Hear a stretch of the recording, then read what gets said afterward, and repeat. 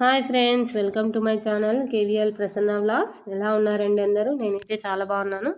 ఈరోజు మటిక్కాయ స్పెషల్ చేసుకుంటున్నామండి. మటిక్కాయ కారం అండి. ఇది చాలా పాతకాలంలో చేసుకునే వంట అండి. ఇది మటిక్కాయలు తీసుకున్నాం కదండి, ఇలా తరిగి పెట్టేసుకోవాలి.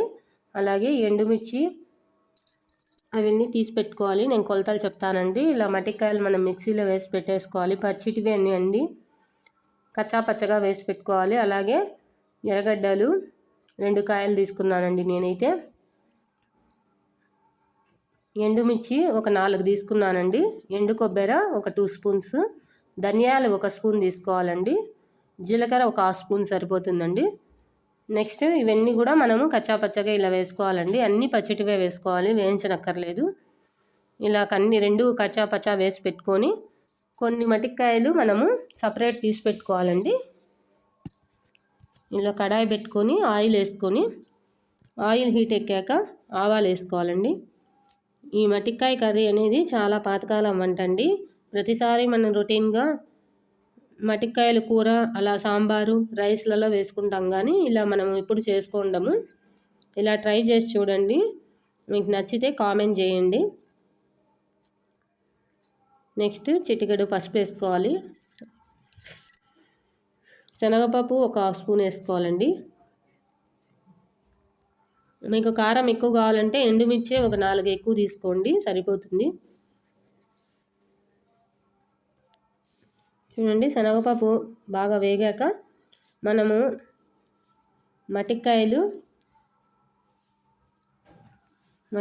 మనం తీసుకున్నాం కదండి, అవి కచ్చాపచ్చగా చేసి పెట్టుకున్నాం కదండి, అవి కూడా వేసేసుకోవాలండి. నెక్స్ట్ కరివేపాకు వేసుకుందామండి, 4 రెమ్మలు. కొత్తిమీర ఉంటే కూడా వేసేసుకోవచ్చు. అలాగే తెల్లగడ్డ వాడేవాళ్ళు తెల్లగడ్డ కూడా ఆయిల్లో వేసి పచ్చివాసన పోయేంత వరకు వేయించుకోవాలండి.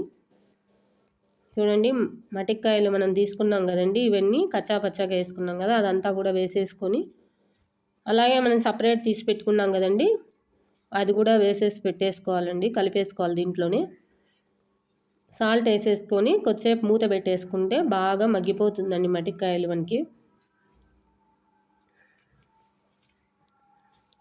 మూత పెట్టి ఒక 5 మినిట్స్ మనం చూస్తూ ఉండాలండి, మగ్గిందా లేదా అనేది. టేస్ట్ అయితే చాలా బాగుంటుందండి ఇది.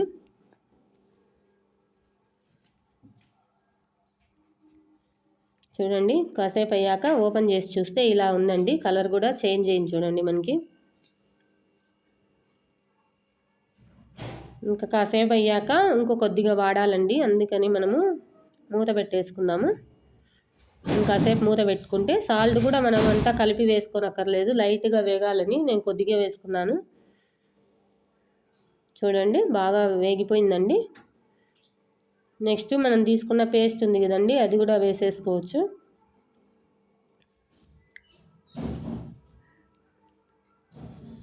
అలా మనం గిరితో అట్లా అనగానే కట్ అయిపోతే మనం మటిక్కాయలు బాగా వేగినట్టేనండి. ఇలా పేస్ట్ చేసి పెట్టుకున్నాం కదండి, ఇదంతా కూడా మనం కలిపేసుకోవాలి.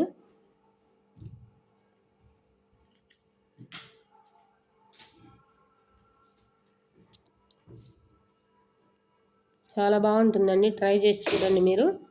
అలాగే మీకు నచ్చినట్టయితే షేర్ చేయండి, సబ్స్క్రైబ్ చేయండి. చాలామంది ఛానల్ చూస్తున్నారు కానీ సబ్స్క్రైబ్ చేయట్లేదు. దయచేసి ఛానల్ని సబ్స్క్రైబ్ చేయండి, లైక్ చేయండి.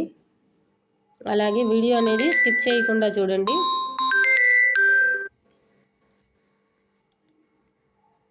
ఇలా బాగా కలుపుకున్నాక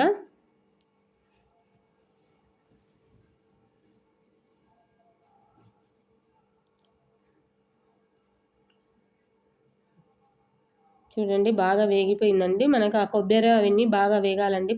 సాల్ట్ ఇంకొద్దిగా వేసుకుందామండి, ఎందుకంటే ఫస్ట్లో కొద్దిగా వేసుకున్నాం కదండి, కాబట్టి ఇప్పుడు అంతా కలిపినాం కాబట్టి దానికి తగ్గట్టు సాల్ట్ వేసేసుకోవాలి.